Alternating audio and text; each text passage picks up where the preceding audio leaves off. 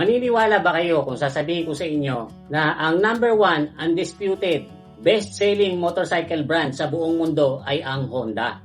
Siguro kung may mga magdi-disagree dyan ay yung mga naka-Yamaha. Sorry guys, doon sa mga naka-Yamaha, roughly 4.8 million units lang ang nabenta ng Yamaha noong taong 2025. Napakaliit na porsyento po niyan kung ikukumpara sa mahigit 20 million units na naibenta ng Honda sa buong mundo noong 2025. Actually, 1/3 na nga po yan ng global market. Kaya ang tanong po dyan, paano nagagawa ng Honda na sila palagi ang number one pagdating sa motorcycle sales? Napakarami pong brands ng motorcycle sa buong mundo.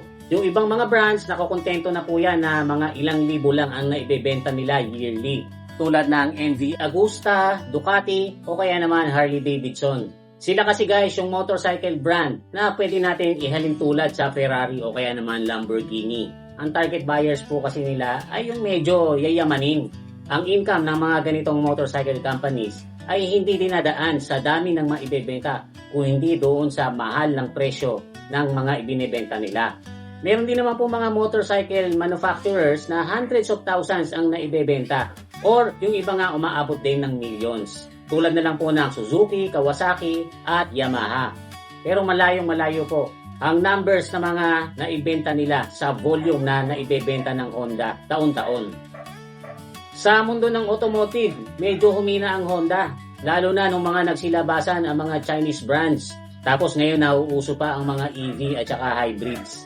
Pero pagdating po sa motorcycles, kahit maraming mga Chinese brands dyan na higit na mas mura, ay hindi po yan nakaka-apekto dun sa lakas ng sales ng Honda pagdating sa motorcycles. Ang diskarte po kasi ng Honda ay pwede natin ikumpara sa isang banda.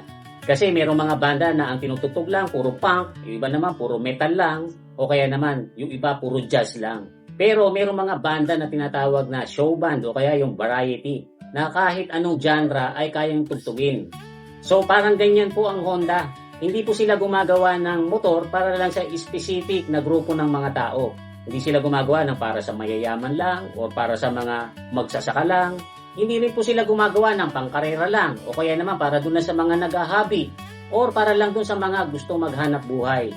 Ang Honda ay gumagawa ng motorcycles para sa lahat ng klase ng tao. Alam po kasi ng Honda na ang motorcycle ay necessity sa isang bansa kasi ito po ay transportasyon na pangmasa. Tulad na lang po ng ginawa nilang Honda Super Cub na 50cc lang ang makina. Nilaunch po yan noong 1958 at mula naman po noon ay napakarami nang naibenta niyan. In fact, yan po ang most produced na motorcycle sa buong history.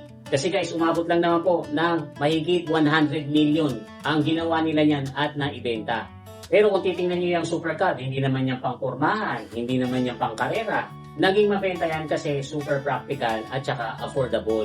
Simple lang ang pagkakagawa. Tapos, higit sa lahat, matibay na matipid pa sa gas.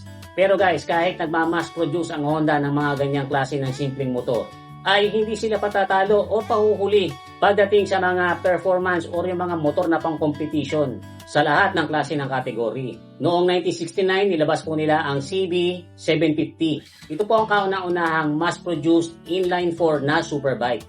The following year, 1970, ay inilabas naman po nila ang XL Line Dual Sport na napaka-versatile. At sinundan pa po yan nung XR Line na grabe ang kasikatan na inabot pagdating sa motorcycle off-roading. 1975 naman po ay nag-introduce sila ng motorcycle na pang very long distance ride at tinawag po nila itong Goldwing. Pagdating naman po ng 1980s, dyan nila inilabas ang CBR lineup na yumanig sa mundo ng superbikes. Sinundan naman po yan ng Fireblade noong 1990s. Pagdating naman po ng year 2000s, dyan nila inintroduce ang sikat na motor pagdating sa motocross at enduro at yan po ay ang CRF lineup. Hindi rin po sila pahuhuli pagdating sa adventure bike kasi naggawa po sila ng tinatawag na Africa Twin. Tapos guys, karamihan sa mga gawa nila na yan ay proven talaga sa mga actual race. In fact, kahit i-search nyo pa, Honda ang record holder na may pinakamaraming victories sa Premier Class Grand Prix ng MotoGP. Honda rin ang widely recognized na may most overall victories and championships sa Premier Class ng motocross. Pero guys, kasabay ng mga ginagawa nilang mga iconic bikes na yan, syempre gumagawa po sila ng mga panghanap buhay, tulad ng Honda TMX, pang service sa trabaho, katulad ng Wave, at mga scooters katulad ng Click at saka Beat. Yung mga pan-tricycle nga po ng Honda, kahit noon pa, ay hindi lang basta sa tricycle ginagamit. Lalo dito sa Pilipinas, napakaraming pamilya na po ang naitawid niyan sa gutom. Kasi ginagamit din po yan sa mga bundok at saka sa mga malalayong probinsya. Ginagamit na habal-habal at pinangahakot ng mga goods. Yung iba nga ginagamit pa ang panghakot ng troso. Pero meron din po mga naglilibang na kahit pang tricycle yung motor ng Honda ay siniset up at ginagawang pang karera. Ang isa pa pong dahilan sa matinding tagumpay ng Honda ay hindi lang po yung marami kang motor na pagpipilian. Kasi guys, malaki at malawak ang kanilang distribution networks sa buong mundo. Dito nga po sa Pilipinas, wala kayatang makikitang bayan dito na walang Honda distributor. At pagdating naman po sa pyesa, napakadali lang ng access. Kahit sa ang motorcycle shop ay mayroon kang mabibili. Kahit sa online, marami kang pagpipilian.